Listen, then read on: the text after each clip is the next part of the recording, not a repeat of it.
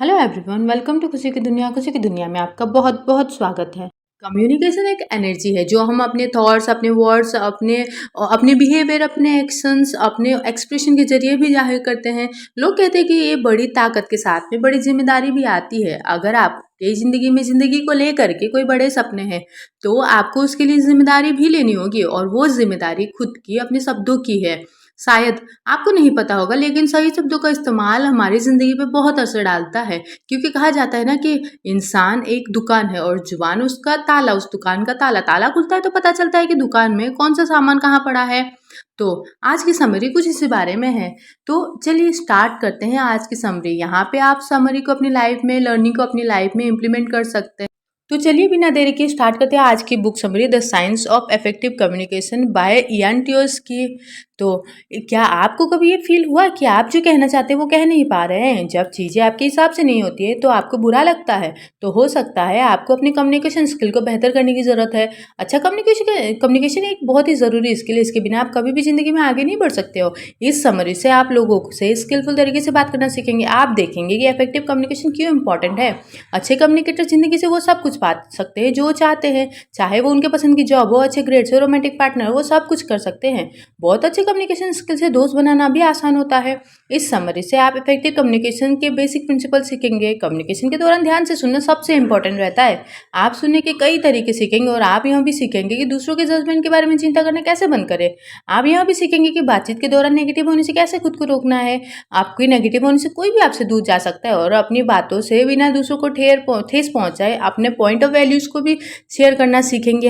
हम लोगों की तारीफ करना सीखेंगे, और दूसरों द्वारा किए गए अपमान या फिर बुरे कमेंट से कैसे डील करना है, ये सब भी सीखेंगे। और हम सीखेंगे कि आखिर में आप ऐसे लोगों से आसानी से कम्युनिकेट कर सकते हैं, या फिर तरीका सीखेंगे जो कि सुन नहीं सकते हैं। ये समरी आपको खुद को बेहतर बनाने में हेल्प करेगी।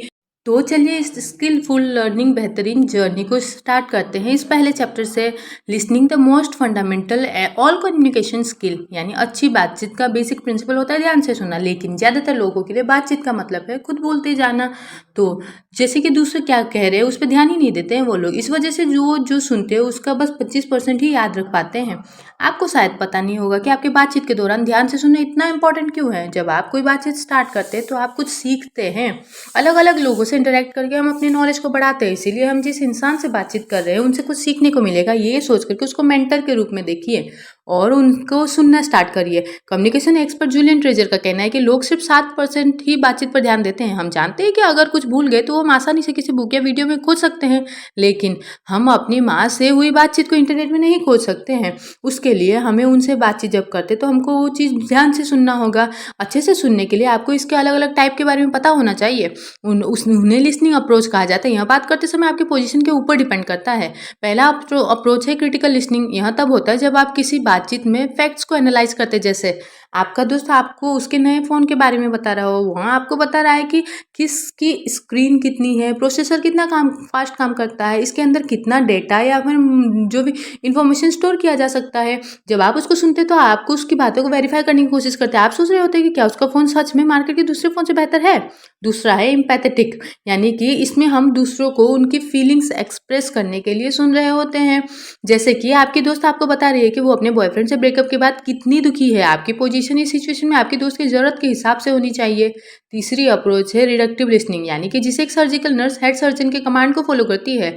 इस सिचुएशन में उसे उनके शब्दों को जल्दी सुन करके समझना होता है, तो उसे फैक्ट्स पर फोकस करके उसके ऊपर जल्दी से काम करना होता है। चौथा है एक्सपेंसिव लिसनिंग। जैसे आपकी दोस्त आपको बताती है कि वो अपने पति से तलाक के लिए केस फाइल करने वाली है। आप उसके एक्स हस्बैंड के बारे में बात करते हैं तो वो बताती है कि उसके लिए लॉयर हायर करना कितना मुश्किल है। इस सिचुएशन में आप फैक्ट समझने के लिए कुछ सुन रहे हैं। यह एक एम्पैथेटिक लिसनिंग जैसा ही है, लेकिन यह एक्सपेंसिव लिसनिंग इमोशन से ज़्यादा फैक्ट्स पर फोकस करता है। पांचवा अप्रोच है पैसिव लिसनिंग, यानी कि पैसिव लिसनिंग के लिए आपको कुछ भी नहीं करना पड़ता है। जैसे आपके पिता आपको बताते हैं कि वो कैसे गोल्फ कोर्स में गेम जीता करते थे।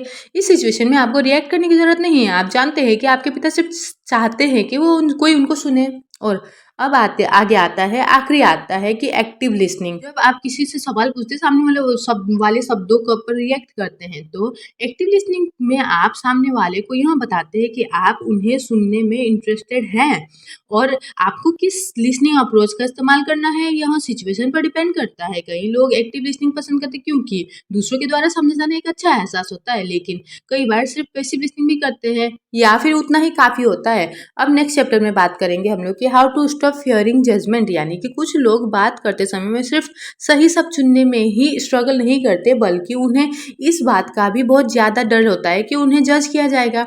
वह सोशल एंजाइटी डिसऑर्डर या फिर एसएडी सैड से जूझ रहे होते हैं, जिससे ये भी पैनिक अटैक का कारण बन सकता है, या फिर ये सोशली अलग थलग रहना बना सकता है आपको, आपकी हैबिट को।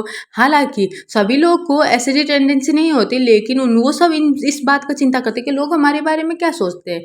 ये तो सच है कि लोग हमारे बारे में कैसे जज करेंगे या फिर आपके लुक्स या बिहेवियर को लेकर के आपके बारे में ओपिनियन बनाएंगे, लेकिन आप हर समय कोई और इंसान बनने का दिखावा तो नहीं कर सकते हैं।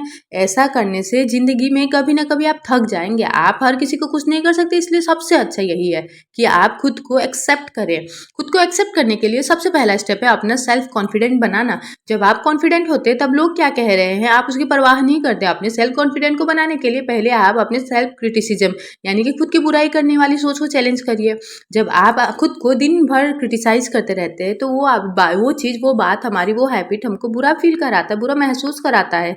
मान लीजिए कि आपका दोस्त आपको बदसूरत और स्टूपिड बोलता है, तो आप कैसा फील करते हैं? पक्के तौर पर आपको बहुत खराब लगेगा। ठीक इसी तरह अगर आप खुद को पूरे समय यही कहते रहेंगे तो क्या आपको बुरा नहीं लगेगा? इससे उबरने के लिए खुद से नेगेटिव बातें करना बंद कर दीजिए। जब भी आप अपने लिए बुरा फील करते तो स्टॉप वो शब्द को बार बार और जोर से बोले कि ताकि आपकी जो ब्रेन है उसको यह बात पता चले कि आप सीरियस हैं। कॉन्फिडेंस हासिल करने का अगला टिप है अपने अंदर कोई स्किल डेवलप करना। कोई नई स्किल सीखिए, जैसे कि बेकिंग या पेंटिंग। तब आप खुद पर गर्व फील करेंगे, आप महसूस करेंगे कि आप एक काबिल इंसान है और इस तरीके से आपको बात करने के लिए एक नया टॉपिक भी मिल जाएगा।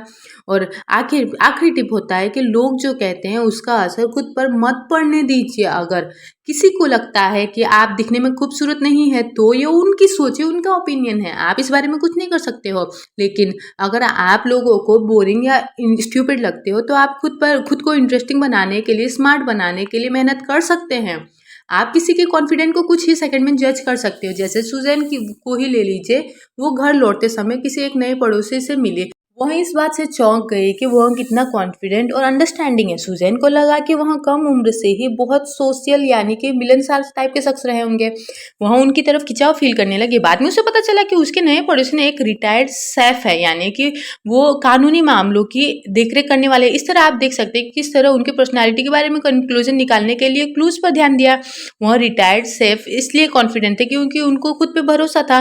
लोगों के जजमेंट से उबरने के लिए पहले यह सोचना बंद करिए कि हर चीज़ आपके बारे में। अगर आपको लगता है कि लोग हमेशा आपके बारे में सोचते रहते हैं तो लोग गलत है। लोग घंटों दूसरों के बारे में नहीं सोचते, उनके खुद की अपनी जिंदगी है जिसमें वो आगे बढ़ जाते हैं। जैसे आप कल रात पार्टी में गए थे, वहां आपने कुछ बेवकूफ़ी भरा कर दिया। कुछ लोग आपके ऊपर हंस सकते हैं, लेकिन वह घंटों इसके बारे में नहीं सोचते रहेंगे। इसीलिए इस बारे में सोच सोच करके खुद को टॉर्चर मत करें। खुद पर बहुत ज़्यादा फोकस करना बंद करें, इसके बजाय दूसरों पर फोकस करिए। जब आप दूसरों से बात करते तो आपको लग सकता है कि वो आपको जज कर रहे होंगे, लेकिन उन्हें बेहतर जानने की कोशिश करिए। आपको एहसास होगा कि वो भी परफेक्ट नहीं है, आपकी तरह वो भी बस एक इंसान है। आप उन्हें जितना जानेंगे उतना ही ज़्यादा वो फ्रेंडली बनेंगे। नेक्स्ट चैप्टर है avoiding excessive negative in your social interaction, यानी कि कुछ लोगों को समझ नहीं आता कि उनकी बातचीत कभी सही क्यों नहीं होती। इसका कारण है उनकी नेगेटिविटी किसी भी कन्वर्सेशन यानी बातचीत में घुस करके उसको खराब कर सकती है। जब आप शिकायत करते हैं या रोना रोते हैं, आप दूसरों को बुरा फील कराते हैं। जब आप खुद पर बहुत ज़्यादा ध्यान देते हैं तब आप आपके आसपास वाले लोगों को नज़रअंदाज करते हैं। जब आप सिचुएशन को समझ नहीं पाते और लगातार बात करते रहते हैं तो लोगों को चोट पहुंचाते हैं। ऐसी घटनाएं दूसरों के साथ में आपका रिश्ता खराब कर देती है। एक इफेक्टिव कम्युनिकेशन के लिए अपनी नेगेटिविटी को छोड़ने की कोशिश करें। सिंपल से सवालों के लिए नेगेटिव जवाब आपका मूड खराब कर सकती है। जैसे आपने अपने पड़ोसी से पूछा कि वो वहाँ कैसे हैं? उसने इसका नेगेटिव जवाब दिया। उसने कहा उसे बहुत से काम करने बाकी है, मौसम भी खराब है, ऐसे ही और भी कई बातें बोली। क्या आप उससे अक्सर बात करना चाहेंगे अगर उन्होंने ऐसा आंसर दिया तो? और लेकिन अगर उसने आपको अलग तरह से जवाब दिया होता तो क्या होता? मान लीजिए कि आपके पड़ोसी ने कहा होता कि उसके सर में थोड़ा दर्द है लेकिन वो जल्दी ही ठीक जाएगी, तो क्या आपको अच्छा नहीं लगता? इसका मतलब ये है कि आप अगर पॉजिटिव रहेंगे तो बाकी लोग भी पॉजिटिव रहेंगे। अपना खराब एक्सपीरियंसेस लोगों से शेयर करना गलत नहीं है, लेकिन आपको अपनी परेशानियों का बोझ उन पे नहीं डालना चाहिए। मान लीजिए कि एक दिन आपका आपका कार खराब हो जाता है और आपका फ़ोन खो जाता है, घर लौट करके आपकी आपके पार्टनर के साथ में बहस हो जाती है। अगले दिन सुबह आप अपनी कलीग को बहुत खुश देखते हैं। ठीक उसी समय आप उसका मूड खराब करना चाहते हैं ताकि आप खुद को अच्छा फ़ील करा सकें। अब यह आपको नहीं करना चाहिए। धीरे-धीरे लोग आपसे कन्नी काटने लगेंगे फिर। इसके बजाय आप खुद को या फिर आप जैसे बातचीत कर रहे हैं, दोनों को खुश करने की कोशिश कर सकते हैं। मूड को हल्का करने की कोशिश करिए ताकि आप दोनों ही बात करने में कंफर्टेबल फ़ील करें। ऐसा समय भी आएगा जब बातचीत के दौरान आपको कॉम्प्रोमाइज़ यानी कि समझौता करना पड़े। जैसे आपके दोस्तों में से एक को लगता है कि रैना नाम की लड़की सुंदर है, लेकिन आपको ऐसा नहीं लगता। अगर उस समय आप अगर तुरंत डिसएग्री करने लगेंगे तो वहाँ मौजूद सभी लोगों को बुरा लगेगा। क्योंकि इस तो बातचीत को जारी रखने के लिए आपको थोड़ा-सा कॉम्प्रोमाइज़ तो करना ही पड़ेगा। लोगों को सबसे ज़्यादा बुरा लगता है जब आप उनकी गलतियाँ गिनाते हैं और बातचीत के दौरान यह बहुत भयानक हो सकता है। जैसे कि अगर आपका फ्रेंड जूलियन कोई एक शब्द ठीक से प्रोनाउंस नहीं कर रहा है तो उसे जाने दीजिए, उसे मत बताइए कि वह गलती कर रहा है। इससे उसे ठेस पहुँचेगी, इसे नज़रअंदाज कर दीजिए। जब तक कि वह कुछ सीरियस नहीं करता तब तक उसे जाने दीजिए। आखिरी प्रॉब्लम है सिर्फ़ अपने बारे में बात करना। एक बार टॉम नाम का आदमी अपने रिश्तेदारों से मिलने लगा। वहाँ वह एक आदमी से मिला जिसका नाम रॉब था।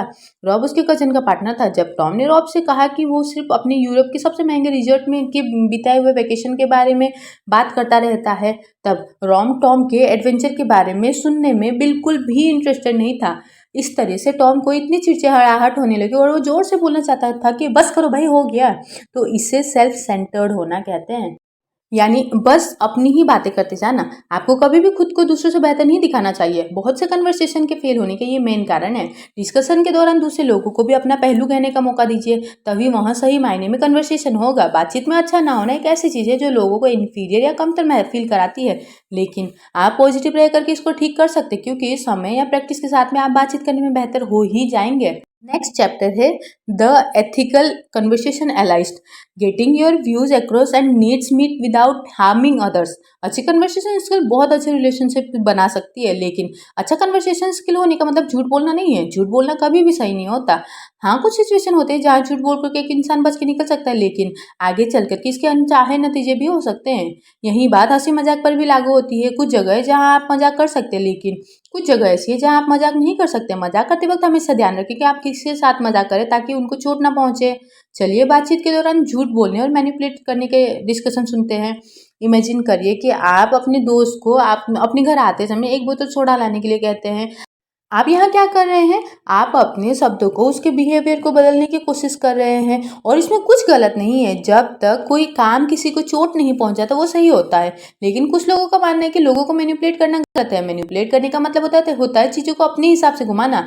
यहाँ के ऐसे कन्वर्सेशन के लिए जो आज की दुनिया में सर्वाइव करने के लिए इंसानों के पास होना बहुत ज़रूरी है, लेकिन इसको सीखने से पहले कुछ चीज़ें हैं जो आपको जरूर से याद रखना होगा। सबसे पहला, दूसरों का मन बदलने की कोशिश मत करिए, खासकर जब आप अपने फायदे के लिए ऐसा करना चाहते हैं।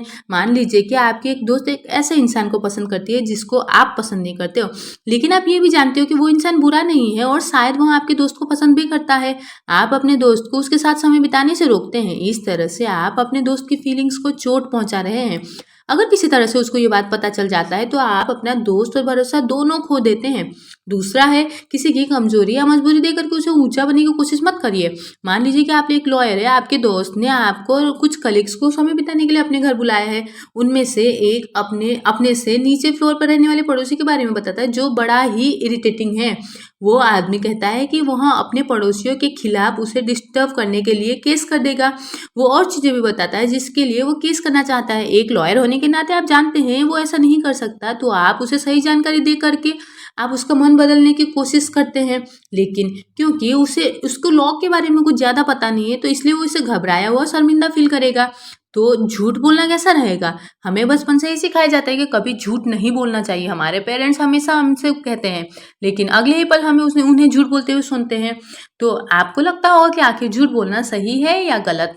अगर आप झूठ के दम पर रिश्ते बनाते तो वो जल्दी ही टूट जाएगा। साथ ही आप जब किसी से झूठ बोलते आप उनको धोखा दे रहे होते हैं। आगे चल कर के वहाँ आपके झूठ के कारण गलत फैसले ले सकता है। झूठ बोलना गलत है और यह कभी भी सही नहीं हो सकता है, लेकिन कई बार कुछ सिचुएशन में आप झूठ बोलेंगे तो बोल करके बच सकते हैं।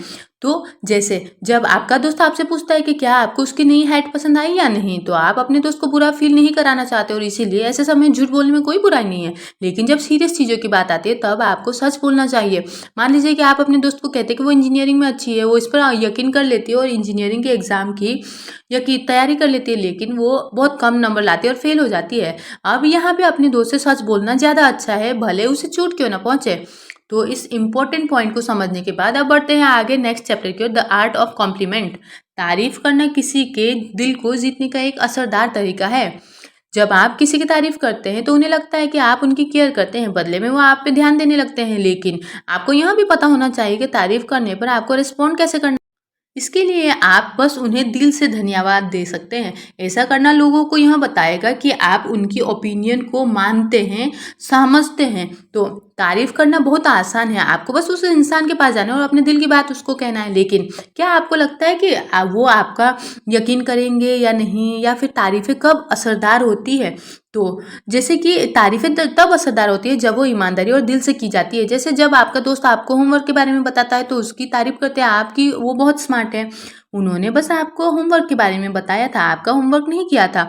तो ऐसे में लग सकता है कि आप उनको मैनिपुलेट करने की कोशिश कर रहे हैं। अब अगली चीज़ ये है कि तारीफ हमेशा सही समय पे की जानी चाहिए। जैसे कि आप अपने दोस्त के किसी म्यूजिकल कॉन्सर्ट पे गए, आपने उसे दूसरे दिन कहा कि उनने बहुत अच्छा परफॉर्म किया, यहाँ उसकी तारीफ करने का सही समय नहीं है। आपको उसी की तारीफ परफॉर्मेंस के तुरंत बाद करनी चाहिए थी। तारीफों को स्पेसिफिक भी होना चाहिए। अगर आप किसी को यह कहते हैं कि वो अच्छे, स्मार्ट है, दयालु है, यह साफ साफ तारीफ नहीं है। उन्हें बताइए कि वो किस में अच्छे हैं, उन्हें वो अच्छी चीज़ें बताइए कि जो उन्होंने की है। कभी भी सिर्फ खुद को अच्छा दिखाने के लिए तारीफ ना करें। जब आप मन से तारीफ करते हैं तो आपको अच्छा फील होता है, अच्छा महसूस होता है। रिसर्च से यह भी पता चला है कि जिन लोगों की आप तारीफ करते हैं वह आपकी तरफ दयालु होते हैं। लेकिन आपको अपनी रेपुटेशन ऐसे इंसान की तरह नहीं बनानी जो हर समय तारीफ करता रहता है। ऐसा करना आपको बनावटी और दिखावे के रूप में दिखाएगा। ऐसे इंसान बनिए जो सिर्फ उन लोगों की तारीफ करते हैं जो सच में उस तारीफ के लायक होते हैं। ऐसी कुछ चीजें हैं जो लोगों की तारीफ करते हैं लोग, आपको ध्यान रखना चाहिए। पहली टिप है, अपनी सोच किसी और लोगों के जरिए पहुंचाइए। जैसे जिम बेकरी की तारीफ करना चाहता तो वो उसको बताना चाहता था कि कल उसने प्रेजेंटेशन में बहुत अच्छा किया, तो जिम ने जिल से बातचीत के दौरान बेकी की तारीफ कर दी। हालांकि जिल ज्यादातर बातचीत भूल गए थे, लेकिन उसने बेकी को इस बारे में बताया और जिम की तारीफ उस तक पहुंचा दी। जिस इंसान की तारीफ की जा रही है उसे पता है कि यह तारीफ सच्ची है, क्योंकि उसे ये बात किसी और से सुनने को मिली। बेकी को ये जानकर के अच्छा लगा कि जिम ने किसी और के सामने उसकी तारीफ की। दूसरी टिप है, इनडायरेक्टली तारीफ करना। यह कहने के बजाय आप उसमें बहुत अच्छे हैं, आप यह कह सकते हैं कि मैं इस बुक को समझ नहीं पा रहा हूँ, लेकिन मुझे लगता है कि आप समझ पाएंगे, तो क्या आप इसे समझने में मेरी मदद करेंगे? जब इस तरीके से आप किसी की तारीफ करेंगे तो वो शर्मिंदा नहीं होंगे और तारीफ को एक्सेप्ट करेंगे। आखिरी टिप है जो आखिर में कुछ सवाल को जोड़ दे। टेड ने केन से कहा, हे केन, तुम बहुत अच्छी ड्राइंग करती हो, तुमने ये कहाँ से सीखा? टेड ने तारीफ के आखिर में एक सवाल जोड़ दिया था। ऐसा करके उसने बातचीत को आगे बढ़ाने का मौका दिया। केन ने अपनी स्कूल और अपने जो कोर्सेस या क्लासेस सीखे इनके बारे में बात करके इस बातचीत को आगे बढ़ा सकता था। अगर टेड ने सिर्फ केन की बात तारीफ की होती तो उसके बाद दोनों के बीच में एक अजीब सी खामोशी का माहौल बन जाता। तारीफ करने से तारीफ को एक्सेप्ट करना ज़्यादा मुश्किल होता है। हो सकता है कि जब आपकी तारीफ की जाए तो आप कुछ ना कह पाए या फिर शर्मिंदा हो जाए। ऐसे समय में सामने वाले को पोलाइटली धन्यवाद देकर के उसके ओपिनियन को मान लेना चाहिए। यही करना सबसे बेस्ट रहेगा। अब आगे बढ़ते हैं नेक्स्ट चैप्टर की ओर, how to handle heated discussion, यानी बहस होना आम सी बात है, लोगों का गुस्सा होना भी आम बात है। जब वहाँ गुस्सा होते तो वो अपना गुस्सा किसी पे निकालना चाहते हैं, लेकिन कुछ ट्रिक्स है जो हमको ऐसी सिचुएशन में उबरने से हेल्प करेगा। अगर बदले में आप भी गुस्सा हो जाएंगे तो आप बस उनके गुस्से को और भड़काएंगे। इस तरीके से प्रॉब्लम कभी सॉल्व नहीं होगी। इसके बदले आप अपना दिमाग ठंडा रखिए और सामने वाले को शांत होने दीजिए। यहाँ ऑफिस मीटिंग में भी अप्लाई किया जा सकता है। दोनों अक्सर बहस करने लगते हैं, उनके बीच की प्रॉब्लम को सॉल्व करने के लिए दोनों को एक जैसा ट्रीट कीजिए। कभी भी किसी को एक ही साइड पे मत लीजिए किसी का, इससे सिचुएशन और भी ज़्यादा खराब हो सकती है। एक दिन जब सैम घर लौटा तो उसने देखा कि उसकी पत्नी बेहद गुस्से में है। जैसे वो घर के अंदर घुसा, सहसा वो उसके बिहेवियर को लेकर के चिल्लाने लगे। सैम बस वहाँ खड़ा होकर के देखता रहा। वो भी उस पे गुस्सा होकर के चिल्लाना चाहता, लेकिन उसने खुद को रोक लिया। उसने कम्युनिकेशन के ऊपर में एक बुक है जो टिप्स सीखी थी, वो यहाँ अप्लाई की। गुस्सा एक इमोशन है और उसको पता था कि उसको इससे डरना नहीं है। और यहाँ पर मुद्दा गुस्से का नहीं, यहाँ सारा जिस तरीके से खुद को एक्सप्रेस कर रही थी वो परेशानी का कारण था। सैम को पता था कि उसकी फीलिंग टेम्परेरी है, जब वो शांत हो जाएगी तो उसका गुस्सा भी चला जाएगा। तो सैम ने सारा से कहा कि उसको तकलीफ पहुंचा करके सैम को बहुत प्रॉब्लम हो रही है, वो इसको सॉल्व करने के लिए रेडी है। उसने देखा कि सारा धीरे धीरे शांत हो रही है। इस तरीके से उसने झगड़ा नहीं किया, उसने इसके खिलाफ भी कुछ नहीं कहा। उसने दिखाया कि वो इसके खिलाफ में वो फीलिंग्स उसको दुखी करके सैड फील कर रहा है। इस तरीके से सारा, अगर वो चिल्लाता तो और भी ज़्यादा गुस्सा हो जाती। तो सैम ने अपना दिमाग शांत रखा और उसकी सारी शिकायतें सुन ली। सारा ने कई बार उसकी गलतियां गिनाई, लेकिन सैम ने सामने जो प्रॉब्लम थी उस पर ध्यान दिया। तो जब लोग गुस्सा होते हैं तब वो सही गलत नहीं समझ पाते, उन्हें बस अपना गुस्सा एक्सप्रेस करना समझ में आता है। एक शांत इंसान होने के नाते हमको सॉल्यूशन ढूंढने की जरूरत है। हमको उन पे नाराज नहीं होना चाहिए, उन पे चिल्लाइए भी नहीं, क्योंकि इससे चीजें और खराब होगी। अपना दिमाग ठंडा रख के सामने वाले की बात सुने। ऐसा मत जताइए कि आप उनसे लड़ना चाहते हैं, उनको ऐसा जताइए कि आप उनकी हेल्प करना चाहते हैं। कभी भी अपनी आवाज ऊंची मत करिए, नहीं तो उनको लगेगा कि आप उनसे लड़ना चाहते हैं। अगर सामने वाला पुरानी बातें भी उखाड़ता है तो उनको नजरअंदाज करिए, इसको स्टॉप फीलिंग कहते हैं। लोग ऐसा आपको असली मुद्दे से ध्यान भटकाने या आपको गुस्सा दिलाने के लिए करते हैं। तो बस अभी मत फोकस करिए, कुछ समय बाद वो इंसान खुद थक जाएगा और शांत हो जाएगा। ऐसा मीटिंग्स में भी होता है। दो अलग पार्टी मीटिंग के दौरान बहस करते हैं, उसमें मैनेजर को दखल देना पड़ा। उनकी इस मीटिंग पर पूरी अथॉरिटी थी, वहां मौजूद सभी मेंबर्स को जानते थे। मैनेजर ने ये साफ क्लियर किया कि सबको बोलने दिया जाएगा। उन्होंने दोनों पार्टी से क्लियर किया कि बारी बारी का इंतजार करें। उन्होंने उन सबको एक ग्रुप में जोड़ने की कोशिश की। मैनेजर ने उनका ध्यान उस प्रॉब्लम पे फोकस करवाया जो अभी है। तो इसने उस मैनेजर ने वहाँ उनको समझ उनके स्टाफ को समझ में याद दिलवाया कि वो यहाँ किस रीजन से इकट्ठे हैं। तो किस डिस्कशन के सभी पॉइंट को समराइज किया। इसने दोनों पार्टी को ये दिखाया कि वो क्या करने के लिए यहाँ आए हैं। बीच बीच में वो डिस्कशन को मेन पॉइंट पे आने के लिए लाने के लिए कोशिश करते। इस तरीके से मैनेजर ने झगड़े को समझाया, यानी सुलझाया। तो आप भी इसी तरीके से अपने आने वाली जिंदगी में जो भी प्रॉब्लम होती है उसको सुलझा सकते हैं। अगर कोई आपको टारगेट करता है कि उसको ऐसा ना करने के लिए कहिए, उनसे सीधे बात करिए। उनसे पूछिए कि उन्होंने जो कहा वो क्यों कहा। एटिकेट एक्सपर्ट द एनवायरनमेंट के दौरान किसी भी खतरनाक सिचुएशन को रेस्पॉन्ड करने का सबसे अच्छा तरीका है सवाल पूछना। इससे वो इंसान अवेयर हो जाएगा और ऐसा करना बंद कर देगा। आप उनसे ये भी पूछ सकते हैं कि वो आपके बारे में ऐसा क्यों सोचते हैं। ऐसी सिचुएशन में शांत रहना उनको ऐसे करते रहने के लिए बढ़ावा करता है। अगर आप इंसल्ट का जवाब नहीं देंगे तो लोग आपको कमजोर सोचेंगे। उन्हें बताइए कि अगर वो वर्बल एब्यूज जारी रखते हैं तो आप उनके खिलाफ शिकायत दर्ज करवा सकते हैं, लेकिन इंसल्ट करने के बदले उनको इंसल्ट मत करिए। ऐसा करने से आप उनके लेवल पर चले जाएंगे। तो नेशनल कॉन्फ्लिक्ट रिजोल्यूशन के प्रेसिडेंट स्टीव रिंग कहते हैं कि छोटी मोटी इंसल्ट को नज़रअंदाज करना ठीक है। हो सकता है कि उस इंसान का दिन खराब हो या फिर वो जानबूझ करके आपको चोट नहीं पहुंचाना चाहता हो, तो इसे जाने दीजिए। कई बार बढ़ती हुई बहस भी आपको माफ़ी मांगने वाला पहला इंसान बनना चाहिए। सामने वाले से कहिए कि आप समझते हैं, आप उन्हें बताइए कि आप इसे दोबारा नहीं होने देंगे। जैसे आपका पड़ोसी इसलिए नाराज हो कि आपके कुत्ते ने उसका गार्डन खोद डाला, आप उस नुकसान की भरपाई करने का ऑफर कर सकते हैं। अगर वह आपकी माफ़ी एक्सेप्ट भी नहीं करता तो उनको जाने दीजिए। इसे पर्सनली लेने के बदले इसे छोड़ करके आगे बढ़िए। और जीवन जीने की कला का ये बहुत इंपॉर्टेंट पार्ट है। तो अब आगे बात करते हैं conversation between hearing and hearing impaired individuals, यानी कि लाखों लोग कम सुनने की परेशानी को झेल रहे हैं। आप शायद नहीं जानते कि आपकी जो कलीग्स है वो भी इस प्रॉब्लम को झेल रहे होंगे। तो इसीलिए उनसे कम्युनिकेट करना थोड़ा मुश्किल हो सकता है। उससे बेहतर बातचीत करने के लिए यहाँ कुछ टिप्स दी गई है। मान लीजिए कि आपको सुनने में परेशानी होती है, यहाँ एक साइड से ज़्यादा अच्छे से या एक साइड से ज़्यादा अच्छे से सुन पाते हैं। आप जिससे बात करें उसे उसी साइड से बात करने के लिए कह सकते हैं। उन्हें ये बताना कि आपकी तरफ एक साइड से कम सुनते हैं, तो फिर उनको ये बताना अच्छा होगा कि ये उनके लिए भी ईजी होगा। और अगली टिप है कि धीरे धीरे बात करना। हो सकता है कि जब सामने वाला कुछ तेजी से बोल रहा हो तो आपको कुछ चीज़ें समझ में ना आए। ऐसे सिचुएशन में उनसे धीरे धीरे बात करने को कहिए। बातचीत के दौरान जब आपको कुछ समझ ना आए तब क्या, ऐसा मत पूछिए। इसके बदले पोलाइटली आप उन्हें खुद को दोहराने से के लिए बोल सकते हैं। आप कह सकते हैं, सॉरी मैंने सुना नहीं, क्या आप इसे दोबारा बोल सकते हैं। मान लीजिए कि आप अपने दोस्त से उसके घर के बारे में पूछ रहे हैं। आपको समझ में आ गया कि उसने नया घर खरीदा है, घर में रंग किया हुआ है, लेकिन आपको कलर स्कीम समझ नहीं आई। इस सिचुएशन में आप उनको क्लियरली कहिए कि आपको ये कलर स्कीम समझ नहीं आई, तो जिससे उनको यह पता चलेगा कि आप उनकी बातों पे ध्यान दे रहे हो और आपने उनको इस बारे में पूछने के लिए समय निकाला। मान लीजिए कि आप एक ग्रुप से बातचीत करें, आपको यह समझ में मुश्किल हो रही है कि कौन बात कर रहा है, तब आप बात करने वाले इंसान को कोई एक सामान पकड़ने के लिए कह सकते हैं। जैसे कि इस तरह से आपको क्या होगा, पता चलेगा कि कौन बात कर रहा है। जैसे कि कम इस तरीके से कम सुनने वाले लोग के लिए बातचीत करना आसान बनाने के लिए सुनने वाले लोग कौन सी टिप्स अपना सकते हैं। पहले आपको समझना पड़ेगा कि सुनने में मदद करने वाली मशीन कैसे काम करती है। सुनने वाली मशीन बस आवाज़ को तेज़ कर देती है ताकि वह ज़ोर से सुनाई दे। इसीलिए ये मत सुनिए कि सुनने वाली मशीन सुन करके कोई इंसान नॉर्मल तरीके से सुनने लगता है। बस उनका ध्यान अपनी ओर खींचिए, इस तरीके से आप जो भी कह रहे हैं वो उसको मिस नहीं करेंगे। बात करते समय सीधा उनकी तरफ देखिए, अपने मुंह को कवर में करके मत रखिए। सभी कम सुनने वाले लोग रीड नहीं कर सकते लिप को, लेकिन उनको क्या कहा जा रहा है ये समझाने के लिए आपको किस तरीके से मुंह हिला रहे हैं इस बात पर भरोसा करते हैं वो चीज़। यानी कि उनसे पूछिए कि उनको किस कान से ज़्यादा बेहतर सुनाई देता है और उसी साइड होकर के बात करिए। और साथ ही कोई भी गलतफहमी होने पर उन पर दोष न डाल कर के जिम्मेदारी अपने ऊपर पे लीजिए। इस तरीके से वे इनसिक्योर फील नहीं करेंगे। और अब समय है कंक्लूजन का। तो मुद्दा मामला ऐसा है कि हमने ये समरी से सीखा कि कैसे हम इफेक्टिव कम्युनिकेशन के बेसिक प्रिंसिपल को समझे, जो है सुनना। हर बातचीत को सीखने के मौके के रूप में देखिए, अगर आप दूसरों को सीखते हैं तो आप अपनी नॉलेज को बढ़ा सकते हैं। दूसरा, हमने सीखा कि कैसे हम सोचना बंद करें कि लोग हमको जज कर रहे हैं।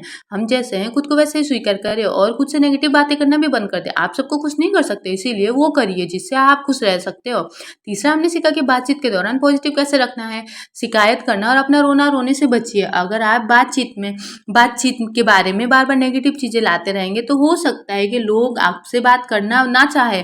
चौथा, हमने सीखा कि लोगों को तकलीफ पहुंचाए बिना कैसे अपने न्यू व्यूज को शेयर करें। बातचीत को सिर्फ अपने बारे में मत बनाएं। अगर सामने वाला कोई बहुत बड़ी गलती है तो उनकी गलती निकालने से बचे। पांचवा, हमने सीखा कि लोगों की तारीफ कैसे करते हैं। मन से की गई तारीफ से लोगों को पता चलता है कि आप सच में परवाह करते हैं। छठवां, हमने लोगों की बहस में बदलती हुई बातचीत को कैसे संभालना है। पहले सामने वाले को शांत करे, उसके बाद में जो वो कहना चाहते हैं कहने दे, सॉल्यूशन खोजने में उनकी मदद करे। ताकि आखिर में हमने सीखा कि जिन लोगों को सुनने में परेशानी होती है उनको उनके साथ अच्छे से कम्युनिकेट कैसे करें। उनसे बात करते समय सीधा उनकी तरफ देखे और धीरे धीरे बोले, उस बातचीत की जिम्मेदारी ले। कोई भी चीज़ सीखना आसान नहीं होता। उस समय को याद करिए जब आपने चलना सीखा होगा। आप कई बार गिरे थे, खुद को चोट पहुंचाई थी, लेकिन आखिर में आपने चलना सीखा। लेकिन आपने चलना सीख लिया था और आज आप मैराथन दौड़ सकते हैं। यही एक अच्छा कम्युनिकेटर बनने के लिए भी सिखा सकता है। आप पहले फेल होते हैं, तभी आपको पता चलता है कि आपने क्या गलती की है। और फिर जब आपको यह पता चल जाता है कि आपको क्या सुधारने की ज़रूरत है तो चीज़ें आसान हो जाती है।